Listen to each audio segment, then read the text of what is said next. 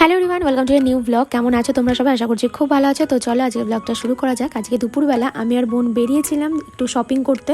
আর shopping করতে যাওয়া মানে শুধু তো কেনাকাটাই নয়, খাওয়া দাওয়া তো হবেই। কৃষ্ণনগরে চলে এসেছে অরুণ আইসক্রিম, যেটা আমরা অনেকদিন ধরেই অনেকেই অপেক্ষা করছিলাম, কারণ আমি আগে কখনো অরুণ আইসক্রিম ট্রাই করিনি, তো আজকেই প্রথমবার ট্রাই করব।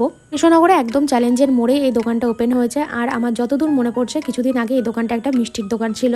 তো যাই হোক, গিয়ে দেখলাম অনেক রকম অপশানই রয়েছে, কিন্তু অরুণ আইসক্রিমের যেটা ফেমাস যে 5 টাকা 10 টাকার আইসক্রিম, সেটা কিন্তু আমরা পাইনি। ওটা বলছিল যে শেষ হয়ে গেছে। তো আমরা ওখানে দাঁড়িয়ে আর খাইনি, সব কিছু বাড়ির জন্য নিয়ে আসছিলাম। তো এখান থেকে ছোট ছোট যেই বাইটসগুলো আছে তো সেগুলো নিলাম। এগুলো 15 টাকা করে নিল।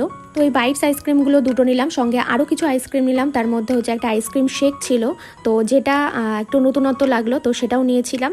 অরুণ ছাড়াও আরও অন্য কোম্পানির আইসক্রিমও এখানে পাওয়া যায়, কিন্তু এখানকার মেন অ্যাট্রাকশান হচ্ছে অরুণ। তো কেনার পর মনে হচ্ছিল কখন খাবো। বাড়ি